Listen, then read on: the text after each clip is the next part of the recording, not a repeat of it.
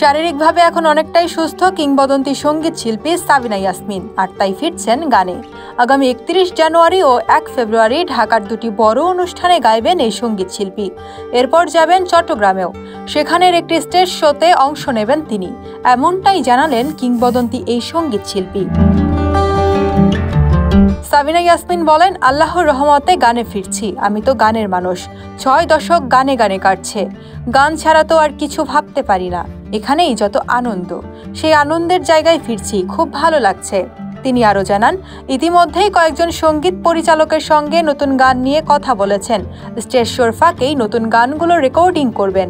Stage শোর প্রস্তুতি হিসেবে 26, 27 ও 28 জানুয়ারি টানা 3 দিন যন্ত্রশিল্পীদের নিয়ে মহড়ায় অংশ নেবেন তিনি।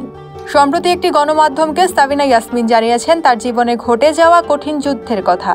গেল বছরের 7 ফেব্রুয়ারি তার অস্ত্রোপচার হয়। এরপর 4 মাসে 30টি রেডিও থেরাপি নিতে হয়েছে তাকে। কেবল কাছের মানুষরাই শুধু জানতেন এসব তথ্য। সাবিনা ইয়াসমিনের কথায়, এটা ছিল কঠিন এক যুদ্ধ, তবে মনোবল ছিল শক্ত। গেল মে মাসে চিকিৎসা শেষে ঢাকায় ফেরেন সাবিনা ইয়াসমিন। এরপর চেক আপ করাতে একাধিকবার সিঙ্গাপুর যেতে হয়েছে তাকে।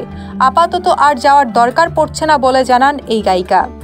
সাবিনা ইয়াসমিন বলেন, চিকিৎসাটা ছিল একটা কঠিন পরীক্ষা, একে জীবনযুদ্ধও বলা যায়। মনে হয়েছিল আল্লাহ তাআলা যেটাই চাইবেন সেটাই হবে। আল্লাহর অশেষ রহমত ও দেশবাসীর দোয়া। আর আমার মনে জোর ছিল আমি এই বিপদ কাটিয়ে উঠতে পারবো। সেই 4টা মাস জীবনের সবচেয়ে কঠিন সময় ছিল।